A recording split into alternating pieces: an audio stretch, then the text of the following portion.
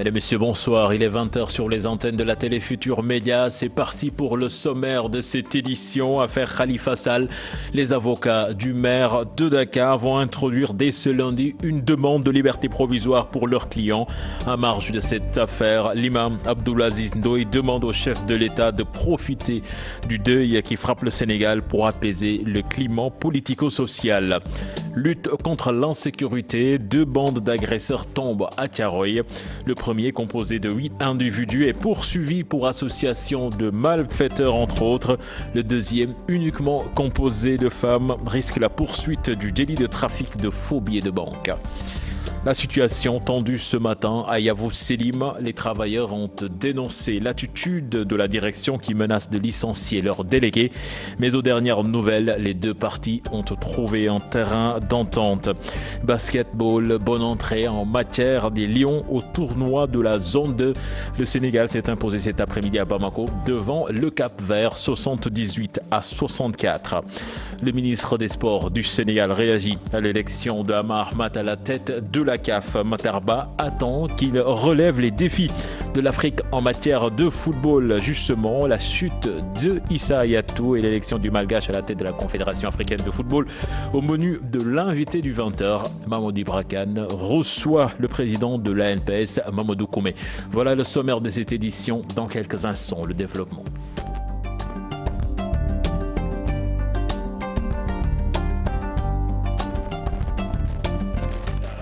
Bienvenue à toutes et à tous. Les avocats de Khalifa Sall vont introduire ce lundi une demande de mise en liberté provisoire pour leurs clients. Les auditions sur le fond du dossier sont bouclées ce vendredi et selon maître Ciré Clédor Ly, à part la chose politique, le dossier du maire de Dakar est complètement vide. Les détails avec Alassane Ba et Ababakar Kamara. Le temps est maintenant compté pour les conseils du maire de Dakar. 2 jours d'audition pour Khalifa Sall et compagnie dans le cadre du dossier dit de la caisse d'avance. Un dossier vide selon maître Ciré Clédor Ly. Tous entendus au fond et du point de vue de la procédure, sauf si le juge décide autre chose, la procédure peut être considérée comme étant terminée. Sauf aussi si le procureur de la République, non satisfait du déroulement de l'enquête, parce que ne trouvant pas dans les auditions les poux qu'il cherchait, décide encore de demander un supplément. À partir de ce moment déterminé, nous assurons l'opinion nationale et internationale sur le fait que nous sommes encore et davantage, plus que convaincus, qu'il n'y a jamais eu de dossier. Il ne s'agissait que d'intrigue politique dans laquelle la justice a été embarquée. Et en dehors de la cabale qui a transparu au cours de cette information judiciaire, rien, absolument rien, n'incrimine en fait le maire et les autres. Toutes les procédures légales seront engagées pour qu'il puisse rentrer chez lui avec son directeur de cabinet et l'ensemble des personnes injustement arrêtées. Nous ferons ensuite toute autre procédure adéquate pour que cette histoire effectivement soit mise à la poubelle. Et nous ne ménagerons aucune juridiction qui puisse en fait être compétente. En tout état de cause, s'ils veulent et qu'ils s'entêtent et que cette affaire atterrisse au tribunal, je pense que ce sera la plus grande honte de cet État, parce que ce complot qui a des éléments que nous ne pouvons pas en fait dévoiler seront mis à nu, et je pense que cela ne fera pas l'honneur du Sénégal sur le plan national, sur le plan international, de découvrir que pour éliminer un candidat à des élections, que l'État du Sénégal serait prêt à tout. L'action la plus urgente, c'est la liberté provisoire naturellement. Donc laissez-nous nous y atteler pour qu'en tout état de cause, il fait déjà peut-être 18 heures, mais dans tous les cas, cette demande à la première heure du lundi, elle sera sur la table du juge. Khalifa Sall se porte bien, assurance de maître Ciré Clédor Ly. Son client s'était préparé à endurer cette épreuve. Vous pouvez le voir tout à l'heure, il se porte très bien, il a le sourire, il n'est pas traumatisé, et si en fait le droit est appliqué, il devrait sortir le plus rapidement possible. Les militants et sympathisants sont sortis en masse pour soutenir le maire de Dakar. Devant le palais de justice, les t-shirts libérés Khaf visibles de tous bords. Le tout sous l'encadrement des forces de l'ordre. Sur cette affaire, le directeur général du port autonome de Dakar, par ailleurs membre de l'APR, déclare que Khalifa Sall doit justifier l'utilisation de l'argent de la caisse d'avance. Cheikh Kanté d'ajouter que Macky Sall n'a pas peur du maire de Dakar, qu'il déclare moins populaire que son leader. Nous l'écoutons, il est interrogé par Bakary Kanté et Salah Samb. Qu'est-ce qu'il représente? Rien du tout. Khalifa, moi, même si on partait aux élections, j'allais le battre. Vous le comparez au président Macky Sall? Non. Ah non. C'est pas comparable. Khalifa Sall est entre les mains de la... Moi, si on me demandait aujourd'hui où est-ce que je mets l'argent du port, je dois être en mesure de donner des pièces justificatives. Mais que le Khalis Diamour nous l'a dit qu'on gagne du mot mais quand même, soyez sérieux du tout. C'est pas un problème. Il y a d'autres dossiers également. Quel d'autres dossiers? Dites-moi, quel d'autres dossiers? Quel coup? Son jeune frère, le coup? Mais non, mais ça c'est le faux débat. Écoutez, moi je ne suis pas venu aujourd'hui vraiment pour aborder ces détails. Je suis venu pour faire un bilan. Et je l'ai fait déjà. Les imams l'ont fait. Un bilan satisfaisant. Je suis venu remobiliser les troupes. La disparition de Serigne Cheikh Ahmed Tidiane Sy doit servir de déclic pour apaiser le climat politico-social. C'est du moins l'avis de l'imam Abdulaziz Ndoye qui demande solennellement au chef de l'État de profiter de la circonstance pour libérer Khalifa Sall, Bamba Fall et compagnie. Je propose de l'écouter, il est interrogé par Adi Atala. De ces enseignements, on peut tirer beaucoup de leçons. Mais la principale leçon est l'unisson et l'unité, l'appel à l'union, à l'apaisement. Parce que déjà, depuis 1988, à Kermedjamb, il avait déjà annoncé beaucoup d'événements. Même lors de sa dernière sortie en 2011 ou 2012, il a demandé à ce qu'on lave le Sénégal. Il avait parlé d'une NDEP pour le Sénégal, pour dire que l'enseignement qu'on peut tirer aujourd'hui de son départ a été une occasion pour regrouper presque toutes les familles, et en particulier la famille de Mam Haji Malik Sy, radiallahu ta'ala anhu. C'est un socle sur lequel le président même de la République pourrait s'appuyer, parce que lors des événements du 4 avril, les événements de décembre, du Noël, le président, il amnistie beaucoup de gens. Pourquoi pas réellement libérer les détenus tels que Khalifa Sall, Bamba? C'est une occasion maintenant pour que la paix règne au Sénégal. Mais il a toujours fait un appel aux enfants, à ses petits-fils, pour leur dire qu'il faut vivre dans la quiétude. Une vie paisible ne peut se faire ici au Sénégal que dans la symbiose. Je vous l'annonçais dans les titres, cette opération de sécurisation en banlieue, la police de Thiaroye a mis la main sur 2 bandes d'agresseurs. Le premier groupe de 8 individus est poursuivi pour association de malfaiteurs, agression, détention de chanvre indien et d'armes blanches. Le second, uniquement composé de femmes, risque la poursuite du délit de trafic de faux billets de banque. Les détails avec Salif Sow et Asmalik Diop. Ces 2 femmes détentrices de faux billets de banque supposés ont été arrêtées ce mardi. L'une d'elles était en train d'écouler les faux billets de banque d'une valeur de 100 000 francs CFA au marché Thiaroye. Une somme de 260 000 francs CFA a été déjà injectée dans le même marché 3 jours plus tôt. Nous avons eu à interpeller au marché de Thiaroye donc une dame détentrice de 10 faux billets de banque de 10 000 francs. Donc interpellée, elle nous avait conduit auprès d'une autre dame, comme étant celle qui avait fourni ces billets-là. Mais auparavant, on avait reçu aussi une plainte d'un commerçant qui avait fait l'objet d'escroquerie, à qui on avait remis la somme de 260 000 francs. On a un peu poussé l'enquête, et cela nous avait conduit à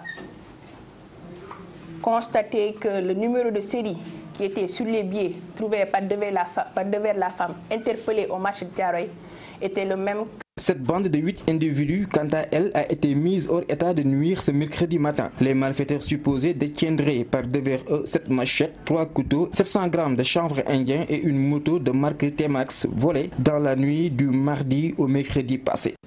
C'est ainsi qu'on a eu à démanteler un groupe d'individus qu'on nous avait signalé comme ceux-là responsables de beaucoup d'agressions dans le secteur.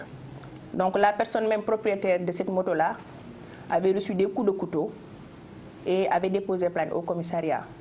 Le parquet a été avisé et les enquêtes se poursuivent. Les opérations de sécurisation des personnes et de leurs biens menées par le commissaire Tabara Ndiaye et ses hommes aussi sont maintenues.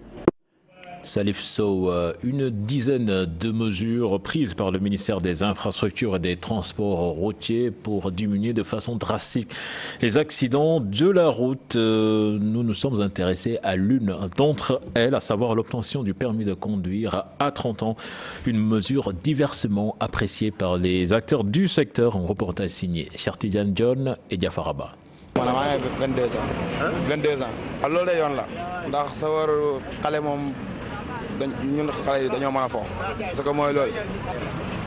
À l'image de ce jeune homme de 22 ans, ses apprentis chauffeurs appellent les clients devant l'arrêt-car de l'unité 14 des parcelles Assigny.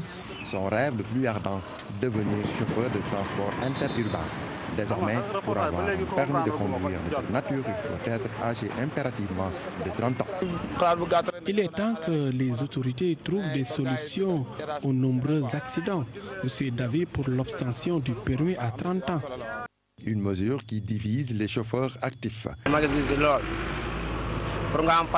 Avoir au moins 30 ans pour avoir un permis de conduire, je suis d'accord avec cette mesure. Peut-être ça va nous aider à mieux faire face à ces accidents.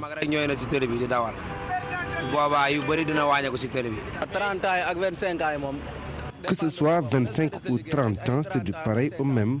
Le plus important, c'est le respect du code de la route. Il nous arrive de voir de vieux chauffeurs faire des accidents. Pour le regroupement des transporteurs modernes du Sénégal, la mesure est la bienvenue. Quand l'État dit qu'il faut avoir 30 ans pour conduire un véhicule en transport en commun, l'État parle de l'expérience.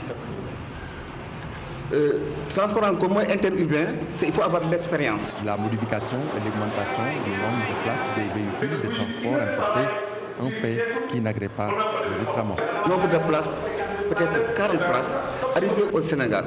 Maintenant, au lieu de voir l'intérêt des chauffeurs, au lieu de voir l'intérêt de la population, non, le transporteur ne vise que son propre intérêt. Sit-in du personnel de Yavuz Selim. Les travailleurs dénoncent l'attitude de la direction qui menace de licenciement leur délégué. La direction accuse ce dernier d'avoir commis une faute qui mérite sanction. Les travailleurs étaient en rassemblement ce jeudi matin. Compte rendu signé Ali Atala et Ababakar Kamara. Les travailleurs de Yavuz Selim sont sortis le temps d'un sit-in, arborant des brassards rouges pour s'insurger contre un éventuel licenciement d'un des leurs, accusé par la direction d'avoir tenu des propos séditieux à son endroit. Eux, ils disent que je les ai insultés, je les ai ensuite injuriés, calomniés. Ils ont utilisé tous les mots pour faire mal. Nous sommes des enseignants de Yavuz Selim. Nous ne sommes pas pour la société anonyme. Si vous avez l'intention de me remercier, de me licencier, il y a des règles de procédure normales à poursuivre. Ce n'est pas à M. Diop d'indiquer à la direction générale ce qu'elle doit ou ne doit pas faire. Je pensais à l'inspection du travail qui est là pour les travailleurs et pour le patronat. C'est l'inspecteur du travail qui dira son mot. La direction outrée apporte des précisions. Selon elle, le syndicaliste a commis une faute grave. M. Diop a organisé une conférence de presse et il a traité la direction de Yavuz Selim d'être des terroristes. Et il l'a répété en disant, je pèse bien mes mots, c'est des terroristes. M. Diop a fait une faute lourde. Si vous relisez la convention des enseignants du privé, vous verrez que signifie la notion de faute lourde. Vu le climat délétère qui prévaut à Yavuz Selim, Le syndicat des enseignants du privé catholique a jugé utile de dissiper les nuages. Je viens de dire tout de suite au directeur que rien n'est perdu. On va battre la carte d'apaisement. Alors, il est tout à fait possible que, entre des individus qui veulent trouver une solution à leur problème, alors donc de discuter franchement, qu'on se dise la vérité et que le problème soit tué. Depuis l'annonce de l'arrivée de Maharif en remplacement du groupe Yavuz Selim, les mouvements d'humeur se multiplient. Et ce sont les élèves de l'établissement qui en pâtissent le plus.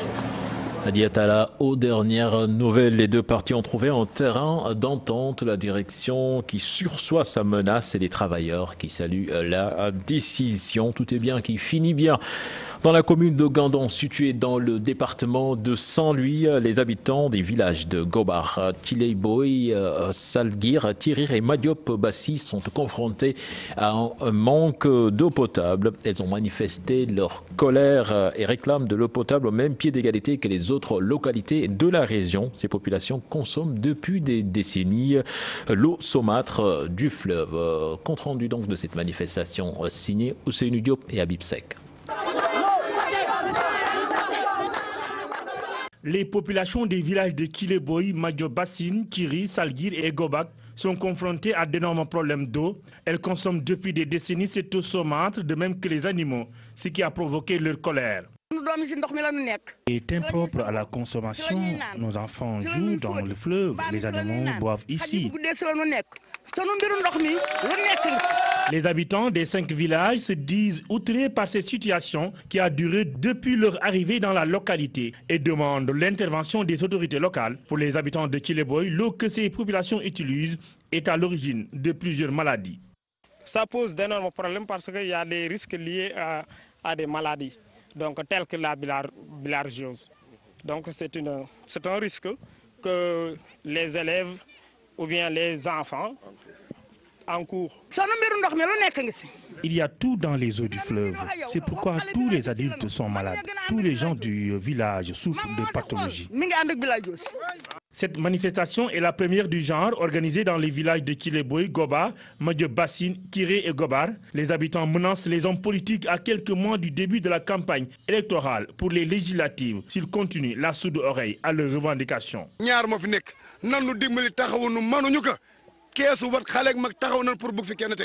Les autorités doivent nous aider. Nous sommes à quelques mois des élections législatives. Si nos doléances ne sont pas satisfaites avant le scrutin, nous avons décidé de tout boycotter. On n'a pas de courant ni d'eau, donc les autorités doivent tout faire pour satisfaire nos doléances.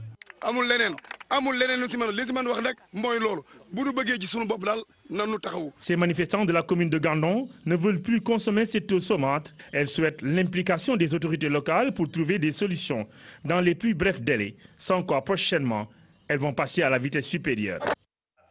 Nous allons à Thiès où les conducteurs de taxi-moto Jakarta s'impliquent dans la lutte contre la mortalité maternelle. Ils se sont fortement mobilisés pour accomplir un acte citoyen à travers une cérémonie de don de sang. Occasion saisie par des partenaires de remettre des casques, gilets et assurances aux conducteurs de moto Jakarta pour plus de sécurité sur les routes. Un reportage signé Selatir et Cherante Diop. La femme ne doit pas mourir en donnant la vie. Ensemble pour la riposte par le don de sang, les conducteurs de taxi-moto Jakarta de Thiès l'ont bien compris et se sont fortement mobilisés pour poser les jalons d'un acte citoyen. C'est pas la première fois que nous sommes ici pour faire un don de sang. Comme nous sommes à notre 7e promo qui vient de sortir hier, une semaine avant on s'est réunis pour voir qu'est-ce qu'il faut organiser comme manifestation. On a dit que cette fois, vraiment il faut organiser un don de sang. C'est une journée aussi organisée par Andobes, cause pour laquelle on est là ensemble avec notre partenaire Diara SAR pour faire ce don de sang. Le promoteur Clédor Fall, Diara SA, l'initiateur de cette journée en collaboration avec l'Andobes, salue ce geste noble. Il en a profité pour remettre aux conducteurs de taxi-moto Jakarta de Thiès leurs attestations de formation en conduite, des gilets et casques pour la sécurité routière. On avait promis de faire une journée de don de sang. Sur ce, on s'est rendu à l'hôpital régional. Donc, le directeur nous a dit que Andobès doit organiser en même temps cette journée. Raison pour laquelle on a fusionné nos forces pour organiser cette journée. Qu'on a respecté vraiment l'engagement qu'on avait donné. Que chaque quinzaine, il y aura une sortie de promo. Et ils ont déjà leur attestation de formation, donc ils ont leur casque, leur gilet et leurs assurances. L'Association nationale des donneurs bénévoles de sang, par ce geste, noue un partenariat avec les conducteurs de taxi-moteur Jakarta. Un acte citoyen vivement salué par le gouverneur de Thiès, le maire Talla Sylla et les populations.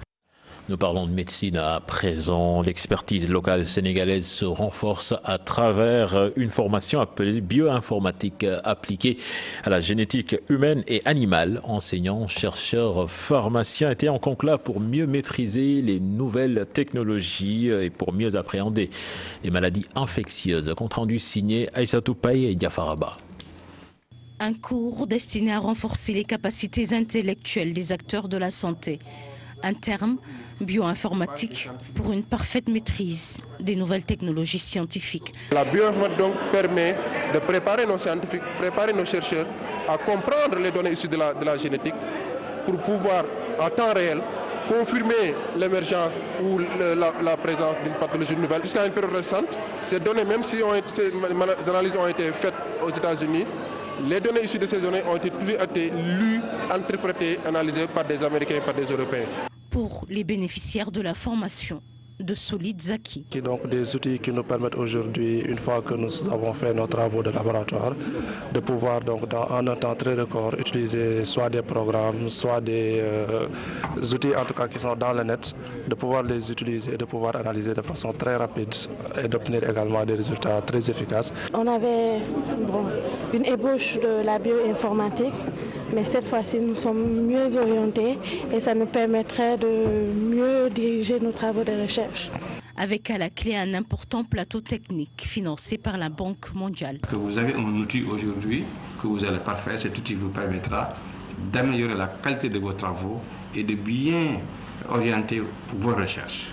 L'université Cheikh Anta Diop a été honorée par la Banque mondiale qui a choisi le service de parasitologie et mycologie de la fac de médecine pour abriter le centre africain d'excellence sur la génomique des maladies infectieuses. Du 13 au 17 mars s'est tenue la formation sur la bioinformatique appliquée à la génétique. 60 jeunes chercheurs sénégalais aussi ont été formés à l'université Cheikh Anta Diop. Aïssatou Paye, les Sénégalais de la diaspora, souvent victimes d'escroqueries foncières au Sénégal, ne sachant plus à quel sang se vouer. Les professionnels de l'immobilier ont fait le déplacement en compagnie de notaires, architectes et autres pour leur permettre d'acquérir des terrains en bonne et due forme. Les détails avec notre correspondant à Paris, Ibrahima Kamara. Les émigrés sénégalais sont très nombreux à avoir subi de l'escroquerie foncière. Des années de dur labeur détournées par des personnes mal intentionnées. Nous sommes souvent victimes de l'escroquerie foncière. Un terrain vendu à plusieurs personnes, vous venez, on prend votre argent et vous n'avez plus de terrain et votre argent aussi est perdu. Même terrain. La plupart d'entre eux ne se fatiguent même pas pour se plaindre devant Dame Justice. La distance et les rouages judiciaires obligent. Vous achetez une maison à 5 millions, vous faites plusieurs frais à 10 millions et poussière. Ce n'est pas la peine de perdre de plus en plus son argent. Des professionnels de l'immobilier se déplacent dans de grandes villes comme Paris pour rencontrer directement et sans intermédiaire les intéressés. Sécuriser au maximum les transactions immobilières en passant par ce que j'appelle en général les sachants, c'est-à-dire les notaires, les experts en droit immobilier, les avocats. Donc sécuriser au maximum les envois. Il faut bien vérifier la personne à qui on donne son argent, mais aussi les structures. Avoir un toit au Sénégal est l'un des premiers objectifs des émigrés, malgré qu'ils soient les premières victimes de l'escroquerie foncière.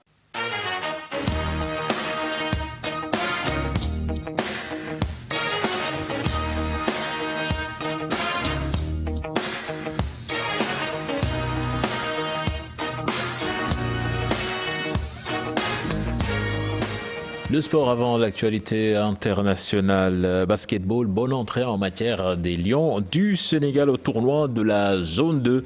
Le Sénégal qui s'est imposé cet après-midi à Bamako devant le Cap-Vert 78-64. Ce tournoi qualificatif pour l'Afrobasket 2017 regroupe donc en plus du Sénégal, le Mali, la Guinée.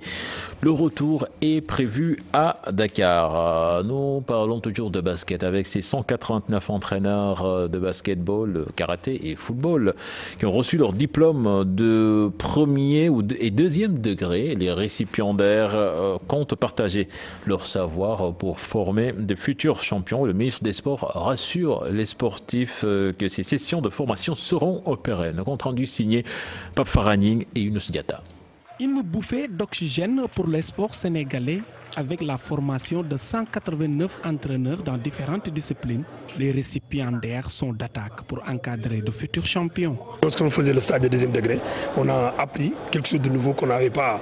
On a emmagasiné beaucoup d'expérience par rapport à cela. Je pense que je lance un appel à tous les entraîneurs, à tous les récipiendaires d'aujourd'hui, leur disant que d'accord, se former, avoir un diplôme c'est bien, mais le mettre en expertise, aider ces jeunes à être un de ces quatre matins des futurs champions, c'est mieux.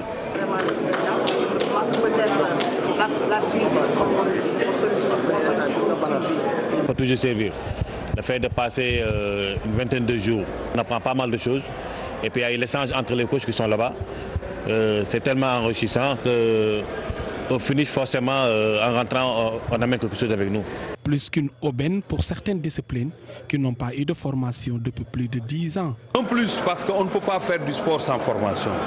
Quand on n'a pas les ressources humaines de qualité, on ne peut pas avoir un bon encadrement, on ne peut pas avoir des résultats. Comme l'a dit le président du karaté, il y a 20 ans, on n'a pas organisé de stage de formation. Comment on peut avoir des résultats quand tout ce qu'on est en train de faire n'est pas accompagné d'une bonne formation? Toutefois, la pérennisation des formations demeure leur préoccupation. Continuer à toujours travailler sur le terrain et d'avoir aussi l'opportunité d'aller à l'étranger continuer ces stages pour avoir d'autres diplômes qui vont te permettre non seulement de coacher au Sénégal, mais aussi hors du pays, à l'Afrique et pourquoi pas en Europe ou ailleurs. Après une formation de 21 jours à Kaolack, les entraîneurs de football, basket, karaté de premier ou deuxième degré n'ont qu'un seul souhait, atteindre le troisième degré pour mieux servir le sport sénégalais. Nous restons avec le ministre des Sports Matar Ba qui a réagi suite à l'élection du Malgache Ahmad Ahmad à la tête de la Confédération africaine de football. Le plus important selon lui est qu'il relève les défis du continent africain en matière de football. Je vous propose de l'écouter toujours au micro de Younous Diatta et Pape Faraning. Le Sénégal a toujours été au cœur de toutes les élections dans le domaine sportif africain. Et ces élections aussi nous ont permis toujours de garder notre place. Le travail, c'est pas autre chose, c'est qu'il faut être dans la dynamique de relever les défis qui interpellent le continent africain et aller dans le sens d'accompagner toutes les transformations que les nouvelles autorités de la CAF voudraient apporter. Et aussi les instructions de la FIFA, parce que la FIFA aussi veut changer de manière de gestion, parce que le scandale qui a traversé la FIFA interpelle l'ensemble des sportifs, surtout ceux qui sont amoureux du ballon rond. Donc il faut changer de stratégie, changer de comportement, changer de mode de gestion. Justement, nous allons essayer de vous présenter ce Malgache qui est désormais l'homme fort du football africain. Le nouveau patron de la CAF est un homme du Sérail, étant membre du bureau de la CAF et ancien ministre des Sports de son pays à Madagascar. Élément de réponse donc dans ce portrait tressé par Ibou Diouf. Au départ, ils étaient deux pour briguer ce poste de président de la Fédération africaine de football. Issa Hayatou à la tête de la CAF depuis 1988 face à un rival, Ahmad Ahmad.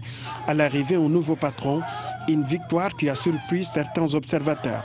Actuel président de la Fédération malgache de football, Ahmed Ahmed, accède à la tête de l'instance dirigeante du football africain. L'homme est ancien ministre des Sports de Madagascar, mais aussi du très important portefeuille de la pêche et actuellement sénateur. Ahmed Ahmed est un dirigeant souvent contesté pour sa gestion de la Fédération malgache de football. Le natif de Mahanjaga, au nord-ouest de Madagascar, est aussi un ancien professeur d'éducation physique et entraîneur du club d'ASC Sotema. L'actuel vice-président du Sénat, Ahmed Ahmed, a pris les rênes de la Fédération malgache en 2003. Il a dirigé aussi la Fédération de handball. Ses proches collaborateurs parlent d'un homme direct et franc dans ses propos, ce qui dérange parfois. Après 29 années de règne, Issa Ayatou, le baobab s'en va. C'est donc une nouvelle ère qui s'ouvre, une nouvelle étoile qui brille désormais sous le ciel du football continental. Peut-être un astre venu de Madagascar pour donner un nouveau souffle au football africain. L'élection d'Arma Ahmed à la tête de la CAF. Tout à l'heure, Mamoudi Brakan en parle avec Mamadou Koumé, président de l'ANPS, invité du 20h. L'actualité internationale à présent qui nous mène au Mali, en Côte d'Ivoire, au Maroc, où le roi Mohamed V a nommé un nouveau Premier ministre après 5 mois sans gouvernement. C'est avec Daniel Diouf. Au Maroc, le roi a nommé vendredi l'islamiste Saad Eddine El Othmani, nouveau Premier ministre. Il remplace Abdelillah Ben Kiran, limogé mercredi pour n'avoir pas pu former une majorité depuis 5 mois. Le nouveau Premier ministre est psychiatre de formation et figure du Parti Justice et Développement, dont il a été le secrétaire général de 2004 à 2008. Après la victoire de son parti lors des élections législatives de 2011, il avait été désigné ministre des Affaires étrangères en janvier 2012. Il avait un poste qu'il avait cédé en octobre 2013 après un remaniement gouvernemental. Président du Conseil national du Parti Justice et Développement depuis 2008, El Othmani était pressenti par une partie de la presse locale comme le favori pour remplacer Ben Kiran.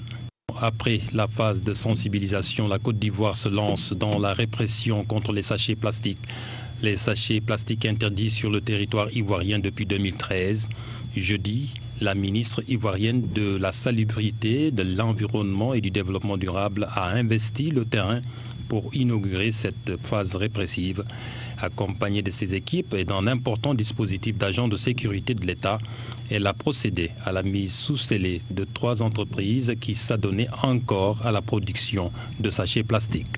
Enfin, du slam pour appeler à la paix, c'est au Mali. La 4e édition du Festival international du slam et de l'humour est en cours à Bamako sous le thème Jeunesse, paix et sécurité.